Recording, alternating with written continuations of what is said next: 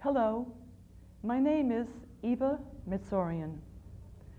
My grandmother, mother, and father were survivors of the first genocide in the 20th century, perpetrated by the Ottoman Turks. The date, 1915, April 24th. 1.5 million Armenian civilians, innocent people, were massacred. We have a program for you, a very interesting program, second half of which will be moderated by Devellen Bowles. It would be very nice if you would participate. We'd love to hear from you. Our telephone number is 721-2050. Devellen is a consultant on politics and national security policy.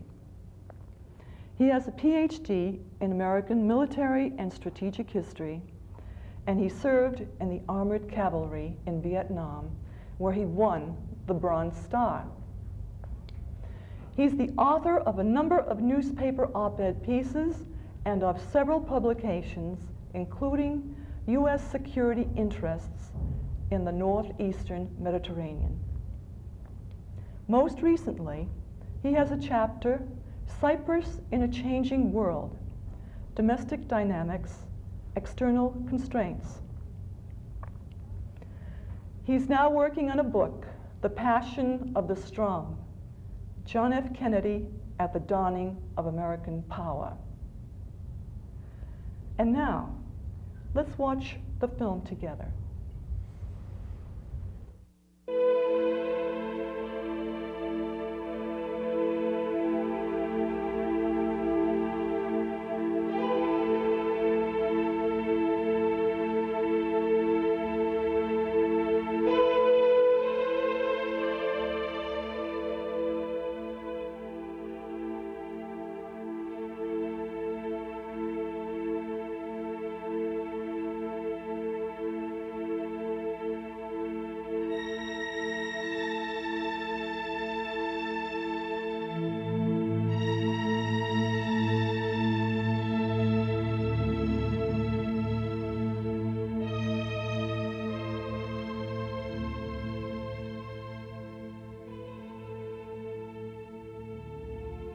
The Soviet Union has disintegrated, and the Cold War is over. But fear, greed, ethnic rivalries, and territorial claims have turned many regions into hot war zones. One of the first to suffer was Nagorno-Karabakh, an ancient Armenian land which is now in the 4th year of a disastrous blockade by Azerbaijan. This land has been under continuous heavy bombardment by multiple warhead missiles and other weapons directed at the helpless civilian population who have been starved and terrorized and have been living in their cellars as bomb shelters for the past 2 years.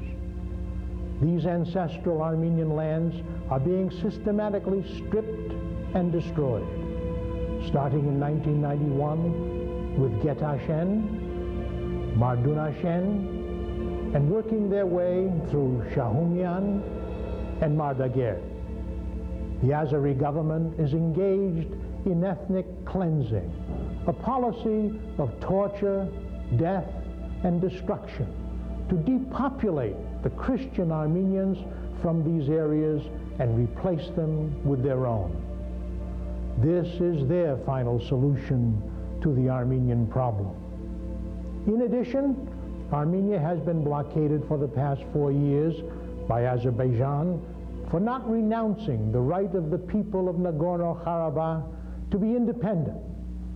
Armenia, having already suffered catastrophic losses because of the 1988 earthquake, is having her borders attacked and bombed as well.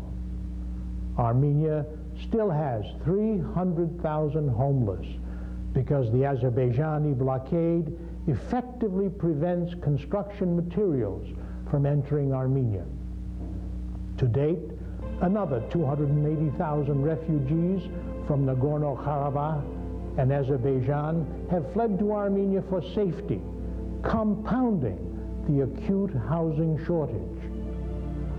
With the frigid winter upon them, this tragic state of affairs is further exacerbated by Azerbaijan's refusal to permit fuel and energy into Armenia, thereby deliberately attempting to impoverish the Armenian people, destroy their economy, and crush their democratic independent spirit.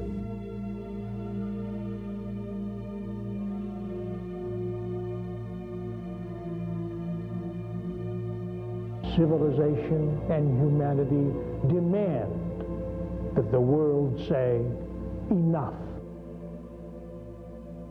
And now we want to show you the horrible realities of Azerbaijan's ethnic cleansing policy.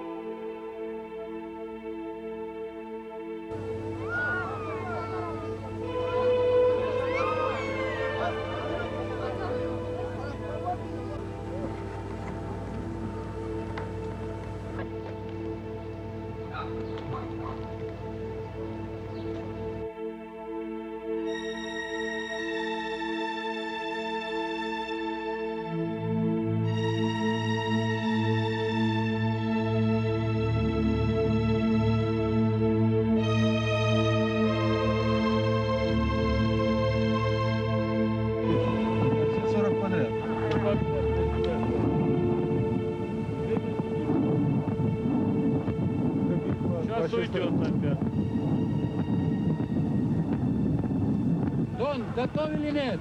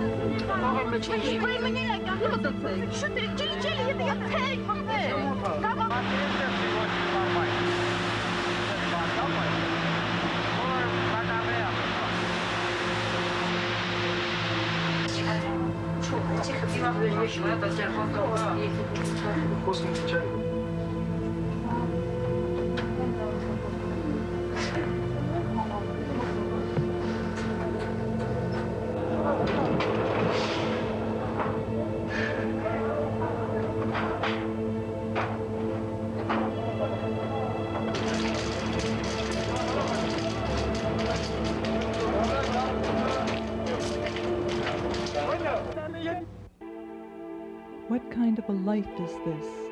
The buildings are all bombed. There's so much death and destruction.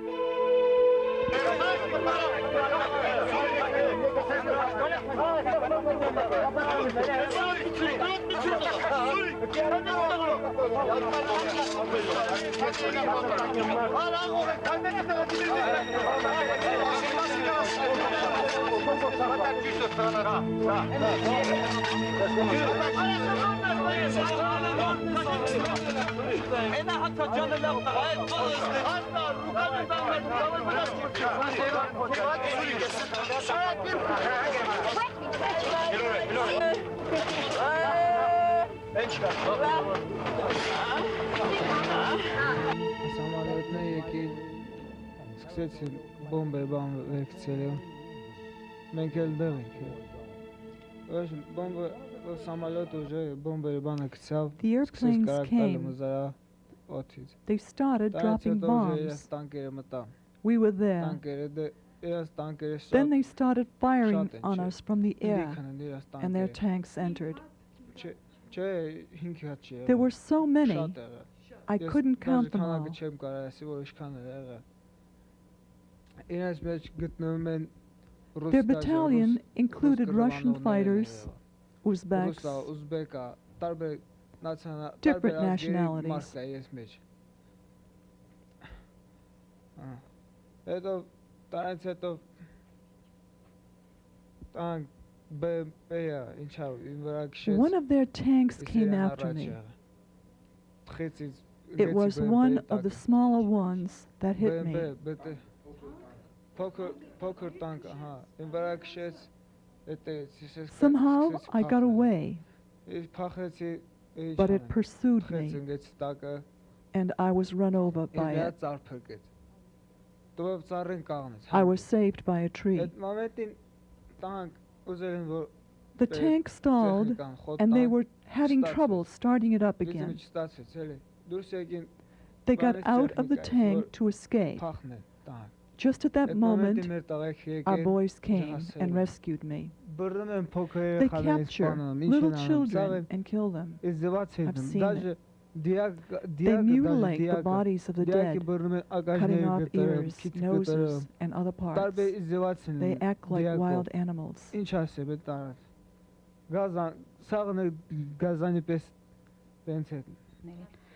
Դուք տեսնում եք այստեղ երեխաներ, որոնք 9 ամիս շարունակ You թափարել see են գյուղից before you children who have been wandering for 9 months from village to village.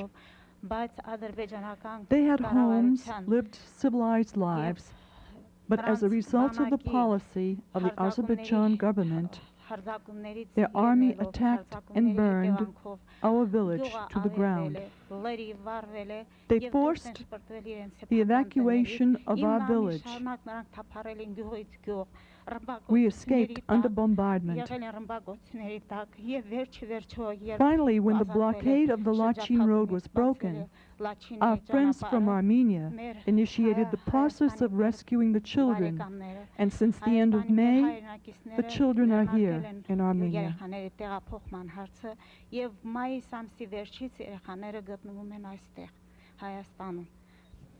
He's married, has 3 children. One of them is a 7-year-old girl, one of them is a 5-year-old boy, and a 3-month-old baby boy. Let him tell you the story about what happened in his region.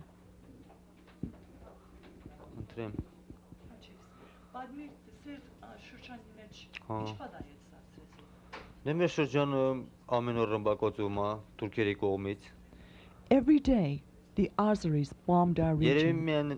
It seems that with the exception of atomic arms, they were using every other type of weapon against the peaceful population.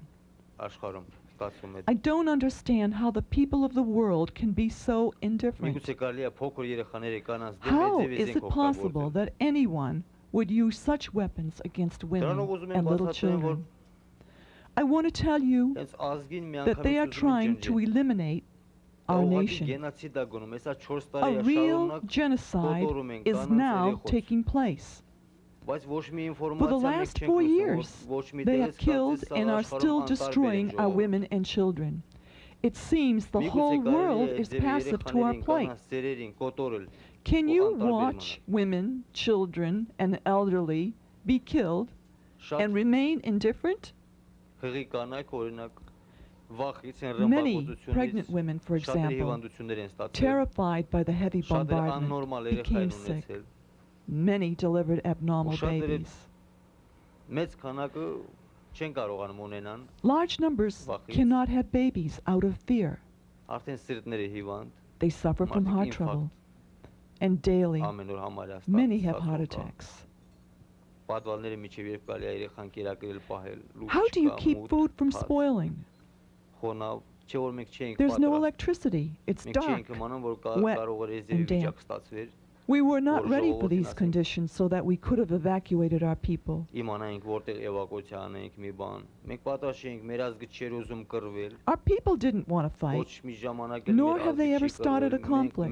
They only try to defend themselves. And until this very day, that is what they're trying to do, defend themselves.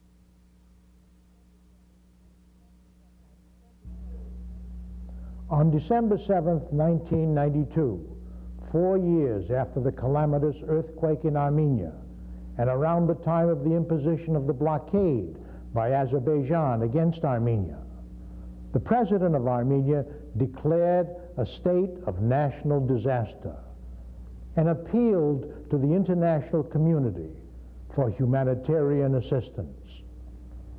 The Secretary General of the United Nations authorized the Undersecretary of Humanitarian Affairs to coordinate that assistance.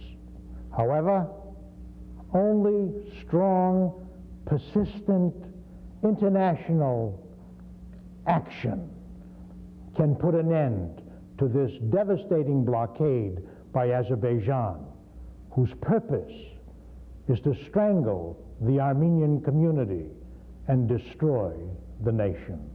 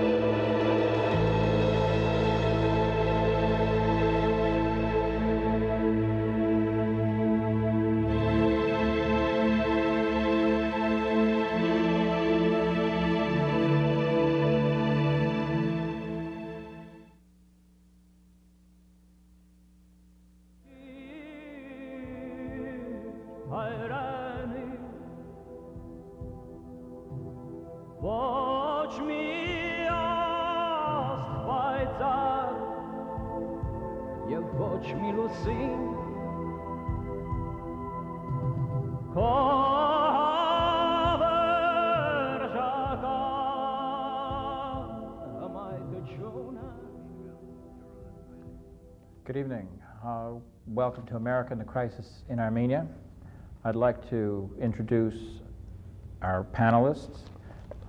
We have Michel Simorian, who is co-chairman of the Orphan Child Care Fund for the Armenian Missionary Association of America, the AMAA. She's a graduate of Simmons College, taught French and Spanish in secondary school, and is now a professional volunteer.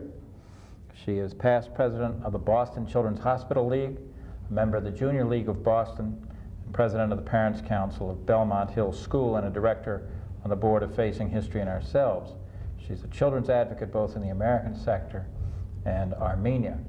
Let me ask you first, Michel, before we get thoroughly rolling here, what is your organization doing in terms of the Armenian situation? Well, I first would like to say a few words about the Armenian Missionary Association of America. It is a charitable organization founded in some 75 years ago to bring relief to the victims of the Armenian genocide from the years 1915 to 1918. It now reaches out to 17 various countries throughout the world, and soon after the earthquake, went to Armenia to assess the damages and how to best come back with projects to help its people over there.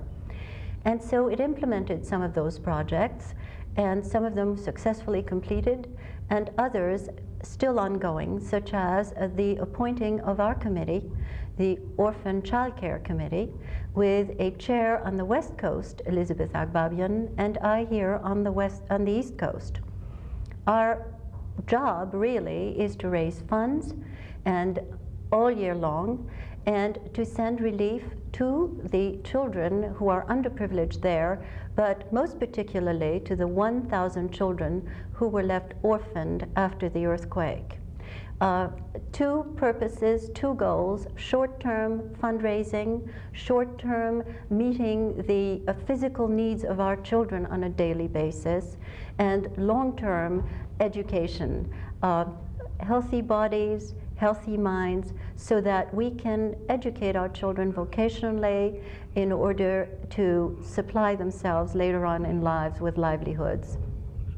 So basically, we've sent over $1 million worth of materials to Armenia to date, and we continue to raise funds to help more children as we can raise more funds.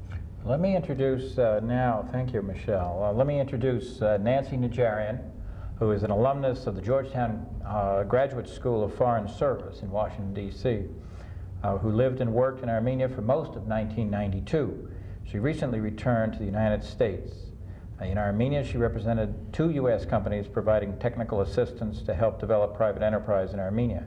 She also taught at one of the American graduate business institutions and assisted the U.S. Peace Corps in their training program for volunteers in the Small Business Development Program.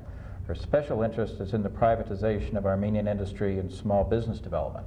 Now, before I ask you, Nancy, what you've been up to in Armenia, I want to remind the viewers that we are taking phone calls at area 617-721-2050. Now, Nancy, while you were in Armenia, what was it like? You were right in the middle of the crisis there. What's been happening? Well, I think one of the hardest things to do is to really describe to people what it is like to live in an emergency situation like it is in Armenia, because we here in the United States have heat, we have hot water when we turn on the faucet, we have electricity, our telephones work most of the time, and we can function. But in Armenia, my apartment was about 14 degrees Fahrenheit. I had no heat, I had no hot water. I usually had blackouts of at least 6 hours at a time and only 12 hours of electricity a day.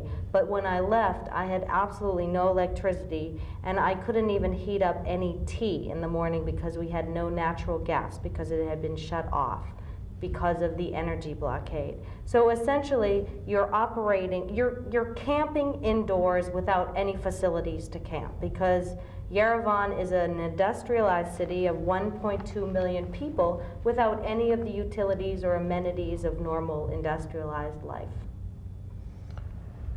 Now, the electricity rationing, is that prioritized in any way? I know, for instance, there's streetcars in Yerevan, are there not? Are they running? Is anybody getting around At this anywhere, point, or? essentially, all of public transportation has stopped. When I was leaving Armenia, which was on the last day of 1992, the metro had been stopped due to lack of fuel. Essentially, the Armenian economy has collapsed due to the energy blockade by Azerbaijan and de facto blockade by Turkey, which means as a result of the situation that humanitarian aid and energy is not allowed through normally through the border between Turkey and Armenia. So essentially, all industry, all life has stopped except just surviving in Armenia.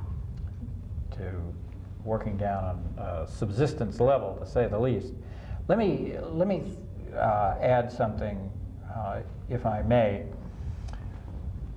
This is a terrible situation in Armenia. It's one of a number of terrible situations around the world, although collapse in Armenia seems very immediate. May be is it in danger of turning into a situation like Somalia, where there's just a country full of starving people? By all means, and very unfortunately, on CNN, on a world report that was first aired on this past Sunday, the head of the U.S. Agency for International Development mission in Armenia stated that they were in pre-famine conditions, as did the head of the UN High Commission for Refugees on a national public radio broadcast on Monday, Tuesday, and Wednesday of this week. So they are in pre-famine conditions, and there are also a real danger of epidemics breaking out this spring because most of the pipes have broken because they've been frozen, and the sewage is leaking into the water system. So essentially, 3.5 million people are at risk of death by freezing, malnutrition, or medical issues. Let me say that, to my mind, the situation in Armenia is this is a desperate situation, but beyond that, it is a situation that should matter to American policymakers and to the American people, not only because it's of a great human disaster kind of looming, which is completely avoidable. It's totally man-made by the enemies of the country, of the Republic of Armenia. But this fits into, even though we don't hear very much about the situation in Armenia on the evening news, this fits into a kind of global situation that we see almost every night on the news over in the Balkans. Between the situation in the Balkans and between Armenia lies the Republic of Turkey. Turkey has expressed a great interest in the Balkans. The Balkans are most of the Balkans were formerly part of the Ottoman Empire. That's why Bosnia, Herzegovina, Kosovo, etc., are full of Muslims. They're the result of conversions brought in by the Ottoman Empire. And the Muslims there are the excuse that Turkey has given itself for its interest in the Balkans, where in fact Turkey recently refused to allow Americans to fly from Turkish bases anymore into Iraq until the U.S. took a stand in Bosnia, favoring the Turkish position in Bosnia. So that's one direction in which Turkish interest lies. In the other direction, in Central Asia, where the Soviet Union power has collapsed, there are a number of new Muslim states. These are all Turkic states, and while not all formerly part of the Ottoman Empire, they are Turkic-speaking peoples, and they're people that the Turkish Republic has expressed an interest in. They're in there, and some Turkish officials have, in moments of enthusiasm, have spoken of a kind of a new Turkish empire stretching from the Adriatic to China across Central Asia. And what lies between Turkey and the Central Asian republics is Armenia. Turkey has been cooperating with Azerbaijan. They're part of the blockade. They refuse to let goods go through Turkey into Armenia, which there's a border between Turkey and Armenia, and Turkey is part of the blockade. They've said they're not going to open the blockade until Azerbaijan says it's okay. And this is the chaos in the Balkans and the chaos in the Caucasus are linked by Turkey's interest in both and by Turkey's interest in Central Asia. And what I see is the possibility, just before World War I, a number of European interests, German interests, Austro-Hungarian interests, Russian interests, British interests, French interests, all got focused into Serbian nationalism in the Balkans and lit a spark into World War I, in which, in fact, Turkey was an ally of the Central Powers, Germany and the Austro-Hungarian Empire. Once again, instead of the spark being the Serbian nationalism, Turkish interest in both of these is capable of providing the spark and spreading it from the Balkans across the Central Asia and into the Middle East. It seems to me there's a tremendous danger here, and this is an issue that Americans ought to be interested in, quite apart from the human rights issue. But having said that, we do have on our hands here a human disaster. Let me ask Michelle, what kind of relief can the organizations that you work with, the AMAA, bring to Armenia? Can something be done before Armenia collapses and these people just turn into a famine, mass starvation situation? Well, we're airlifting and sending over just as much milk and food and formula for our infants that we can possibly send over. We have, as Nancy said, a situation where a whole generation could easily be wiped out. We have the elderly who will die, among the 30,000 figure which the United States State Department has said are going to perish this winter, which, by the way, is more than what perished after the earthquake. We have the possibility of losing children 0 to 1 and 2 for lack of formula. There is no formula in Armenia. We are sending plane loads of formula. My little committee. Let me interrupt for 1 second. This is what most of your fundraising is most of my formula, my fundraising right now is directed at getting food, and so it's food for the older children. You know, there's the 2, 3, 4, 5, 6, 7 to 10 to 15 years old, and formula for the younger children and powdered milk for the children who can get off of formula, and education at the same time. We're really working both ends together. So we're trying to keep their bodies together in as nutritionally sound way as possible, but at the same time also worrying about their intellectual future by giving them after-school vocational training and education within certain school systems, by subsidizing teacher pay, which is non-existent. Right now, the schools are closed because there is no fuel to keep the children warm. So right now, we're really concentrating in sending as much first aid as possible, vitamins especially. These children are malnourished. We are facing a generation of children who are not going to be well in the future if the situation continues. I think Nancy can tell you that they have no food. Now, we're going to have a number of phone numbers and addresses this evening. We had an address up a few minutes ago for the AMAA. There it is again. Any of the viewers who are interested can send donations to that address. Yes, is that correct? And welcome. Okay. Now, Nancy, as far as you're concerned, I know you're involved in a project right now that people can participate in. What can people do? Okay. Well, right now we need every American, citizen, resident, just here for a little while, to speak up and speak out loudly. We've got a caller who'd like to talk to you. Caller, You have a question for Ms. Najarian?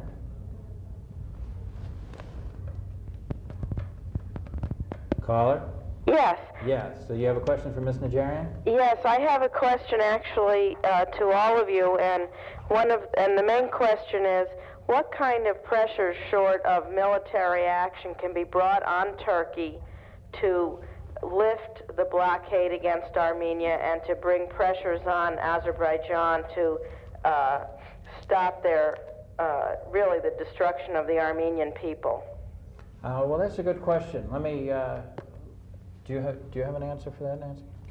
Okay, well that brings us right to the point that I was about to discuss. Right now we need the American population to speak up and speak out very loudly that they find it absolutely inexcusable that 3.5 million people are being frozen to death by two nations preventing energy, simple energy, to come in there. Armenia is not asking for military intervention and not asking for a lot of money, which is really important for people to understand and communicate to our U.S. government and UN officials. What the U.S. government can do is put a lot of pressure on Turkey. Turkey is a NATO ally. Turkey is looking to increase its economic ties with many neighboring nations, including the U.S., and Turkey is very desperately wanting to become part of the European community, which is the economic community that has joined 14 European nations and is a very important economic community. And not only can the U.S. government use its own pressure to talk to Turkey and have the UN speak with Turkey and Azerbaijan, but the U.S. can also work with the economic community, with the EC, European community, excuse me, and work with them to also, on the diplomatic level, pressure Turkey and Azerbaijan to lift the blockade. So there's quite a lot that can be done, far short of military intervention and far short of spending a lot of money.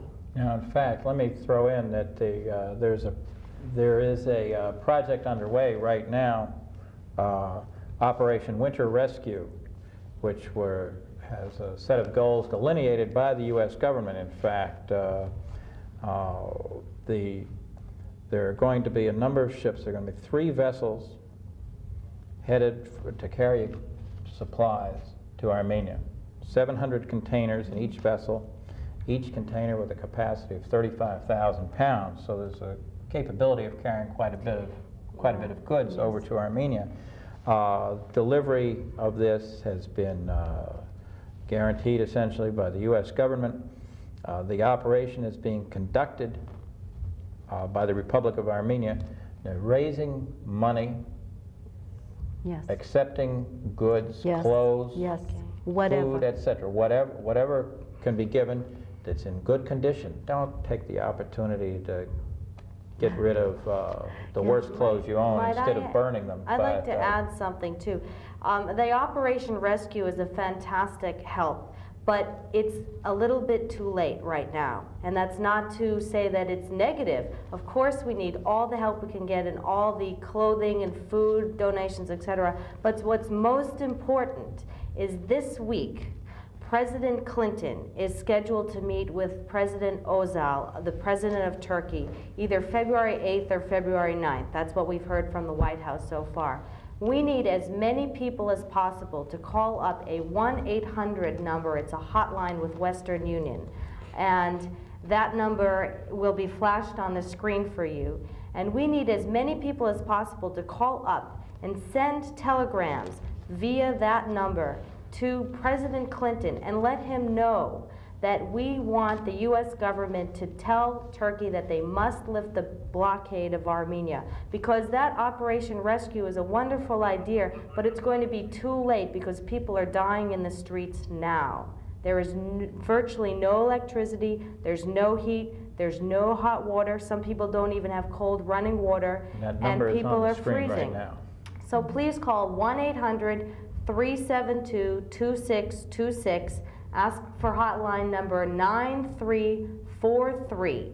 That will get you an operator. They will read you the short message that's in the telegram. You'll have a choice of 5 targets to send them to, including U.S. government officials and the UN Secretary General and the President of the United States. and the charge for the telegrams will go to your phone line. If you don't want to do that, just call the White House, write letters, do whatever, but speak up. We have a caller right now. Yes. Hello, caller.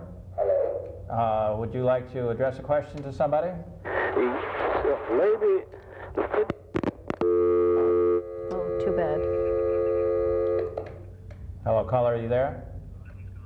Would he call again? I'm sorry. Would the caller call again? Would the caller call again, please? I accidentally lost you here.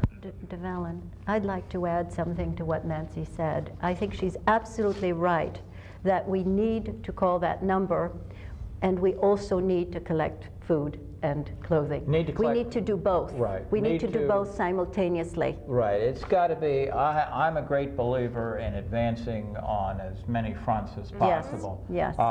People need relief. They need whatever relief they can get. They need it, get it as quickly as possible. There's always the logistics of getting the relief there, but they need it. They need to know it's coming. Yes. They also need the political pressure, because this is a political situation. Just as the situation in Somalia is not a crop failure, it's a political situation. Right. This situation in Armenia is a political situation that's very unfortunate, very unnecessary. In fact, it seems to me a failure of a lot of people, including the Azerbaijanis, to understand where their true interest lies, but there's a lot of emotional issues of nationalism, etc. The caller is back on the line. Hello, caller. Hello, caller. Hello? Hi, are you there? Yes. Okay, I'm sorry, I didn't mean to cut you off before. That's okay, sir. I'm glad to talk to you. What is your question? I'd like to say something about the lady who was talking about the Turkish government against Armenia. Today's Boston Globe newspaper, second page, a Turkish president, he talked to the representative Kennedy, and he pledged to Turkey will be provide oil and food and everything to do cross to Armenia. And then 2 days ago was CNN News, and they said Turkish government sent so many items to the Armenia for nothing. This, I think, misinformed. Turkey hasn't got anything against today's Armenia. So you're saying that Turkey has opened the road from... Of course, there is no closing road. There is no blockade at all. Even they revoke the visa without passport. Armenian people can come to Turkish border, come to Turkey, they buy anything they want. So you're saying that goods can flow freely Of course, no blockade at all. This is misinformed. So goods can flow freely from across Turkey into Armenia? Yes, no visa at all.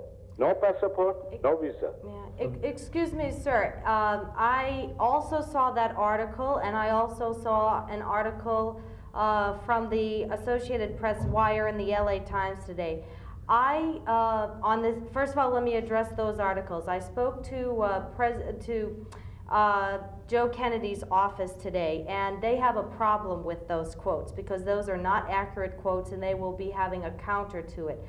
The report from Ankara that CNN reported on is that Turkey is allowing one shipment of French medical supplies and foodstuffs to come in. The borders are not open, and Mr. Kennedy says that, as well as other people. So at this point, the borders are not open. That is one supply that's coming through, and that was a misstatement, and that's going to be corrected.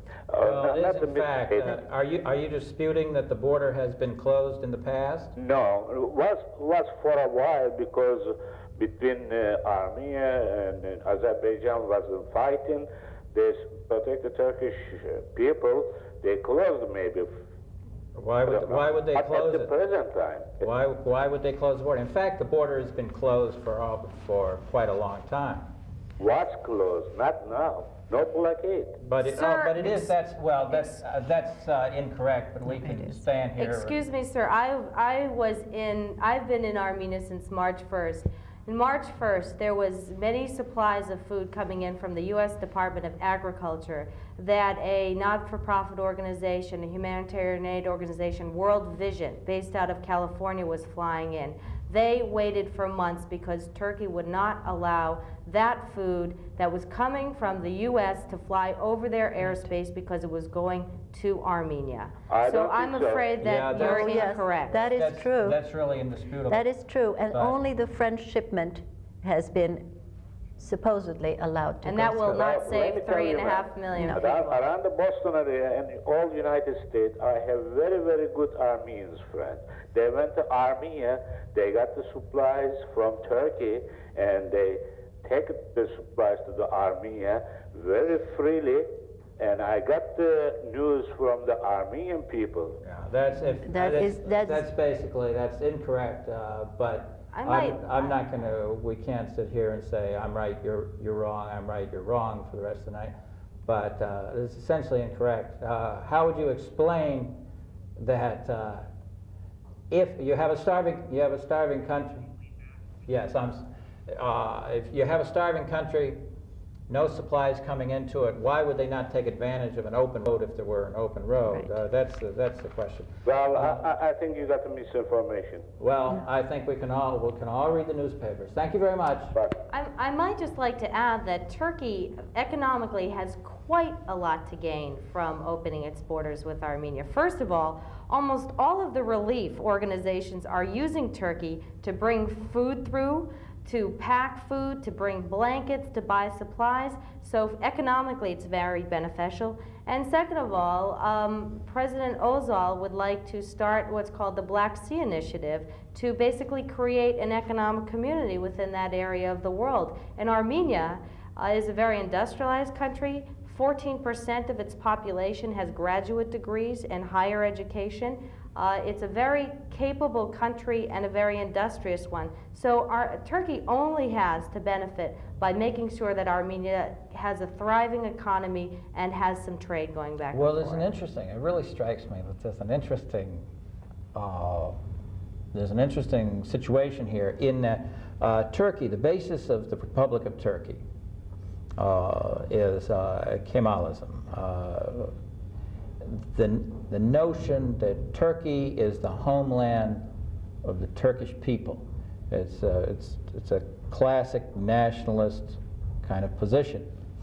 But the nationalism that they have used to form the political basis of the country and to try to keep the population supporting the government through economic hard times, etc., is now rebounding against them, because while I had the impression early on that the government of the Republic was perfectly willing, reasonably willing to deal with the Republic, the nationalism that they themselves excite constantly amongst the Turkish people has bounced back against them, and they're politically afraid of the consequences of dealing with Armenia. Yes.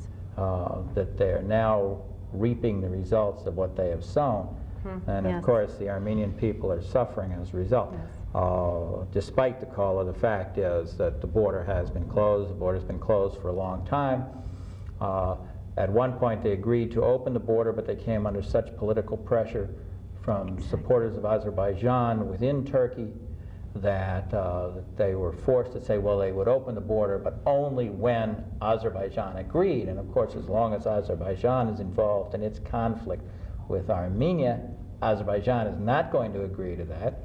And as long as Azerbaijan can use the conflict with Armenia to deal with its own political problems stemming from the collapse of the Soviet Union, they're going to maintain the conflict. So it's a very difficult situation. The fact of the matter is, Armenia is a landlocked country, and there are two ocean ports, or two countries that have ocean ports that can get the supplies in, including oil, etc. Let me get another call here.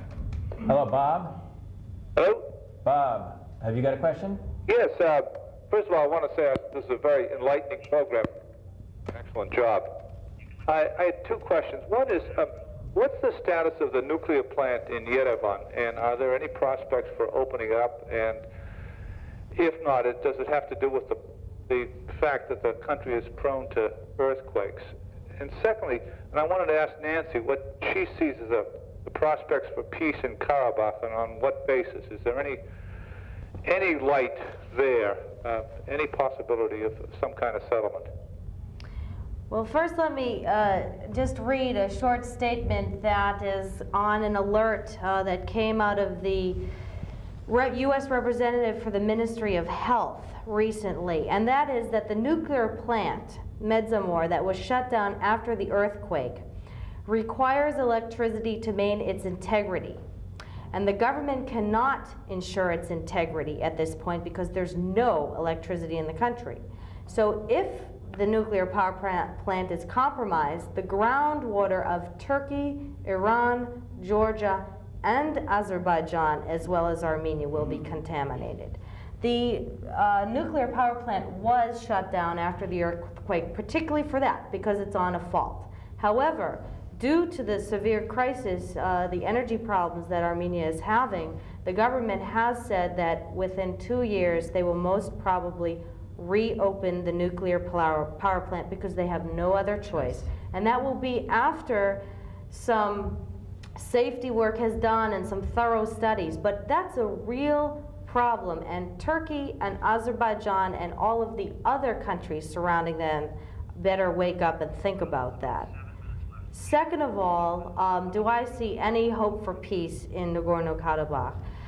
I see a need for peace for both countries. Azerbaijani mothers do not want their sons to go and fight there anymore. In fact, there are a lot of mercenary soldiers fighting for Azerbaijan because a lot of Azerbaijanis really don't want to go and fight in Nagorno-Karabakh. And Armenia at this point has little chance to continue a conflict if the repercussions are going to be what they are. That area is a very, very historical, important, emotional area for Armenians. A lot of Armenians consider it the historical basis for Armenia.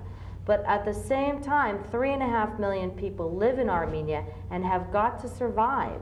So it's a very difficult situation, but it is one that is going to have to be politically solved, and I think there will be a political solution soon, because this kind of situation just can't go on, no matter how emotional or how historical the issue is. When the old Russian Empire, the Tsarist Empire, collapsed during World War I, and the independent republics sprang up in the Caucasus then, of Georgia and Azerbaijan and Armenia. At one point, I believe they were forming a kind of Caucasian federation. Mm-hmm. Is there any kind of leadership in the three republics, Georgia, Azerbaijan, and Armenia, now who have any kind of a vision of a Caucasian unity in the area? Because you've got three small countries, they need each other. They're not going to do any good tearing each other apart. Georgia has just invited a delegation to come from Armenia to talk about economic development. And so that's one possibility. But you know, Georgia's having a grave civil war, and they're having a lot of their own problems. Azerbaijan has a lot of fuel, a lot of oil, and some very large multinational oil companies are in there already. And that's another hitch in this whole scenario, is that there are a lot of oil interests. I would have to say that if I were just going to make an off-the-cuff prediction, Georgia and Armenia have a lot to talk about, particularly also since there's natural gas that flows from Russia through Georgia into Armenia. That's very important to maintain the integrity of those pipes. Between Armenia and Azerbaijan right now, I think the conflict over Nagorno-Karabakh needs first to be settled, and then maybe they have something to talk about, particularly another oil pipeline and some gas pipelines that go through Armenia that could go out through Turkey and to the Black Sea. And that, again, is an important economic point to become integrated on. So yeah, they have some reasons to integrate, but I think you'll see Georgia and Armenia maybe first working together. Let me say that I believe that people in this country need to now, not tonight, but tomorrow morning, need to call their congressors, their senators, and the media. the media, Ask them what's going the on. White House, the State Department, And their friends. and their friends, And tell them how they feel. If the president, if Bill Clinton, is going to meet with Ozal, which even that's kind of up in the air, but it seems to me eventually he's going to have to meet with him. If he's going to meet with Ozal, he should meet with him in a way and tell him that this is an issue. It's an An abomination. issue that is in the way of relations with Turkey. The new National Security Advisor, Tony Lake, is perfectly aware of Turkey's track record in human rights and is sympathetic to Turkey's victims. And let me also add, if I may. So there's a point of leverage there, and Clinton has in fact been wavering about meeting with Ozal and setting the schedule, etc. So it can work. Now let me ask. Can I just add one thing? The policy of America towards Turkey over Armenia has not been settled yet. So Right. please, by all means, raise your Okay. voice. Let me ask Michelle very quickly. What can people do for the AMAA? For the MAA, just support, call the number that you've seen on the screen, send your checks, allow us to help our children. We need to keep them alive.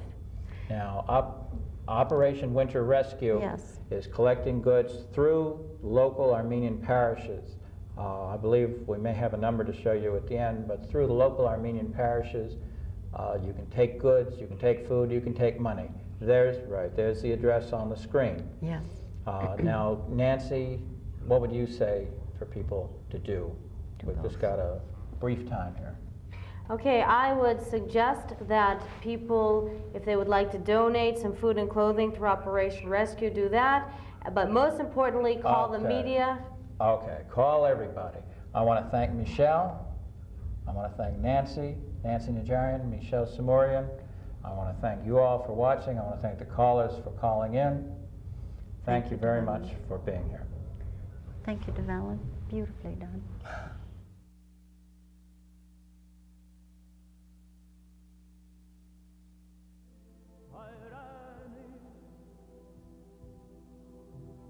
Watch me ask by Tsar, you watch me Lucy.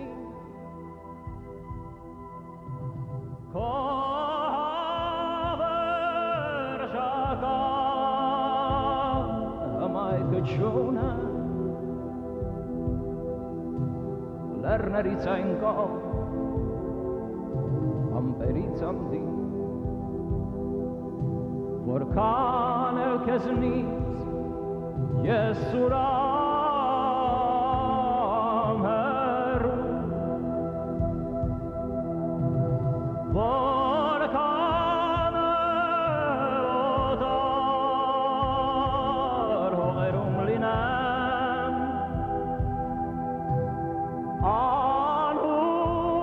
անհունության մեջ միջոցին թափում, ես քեզ որոնեմ, հայրենիմ դու առաջին սեր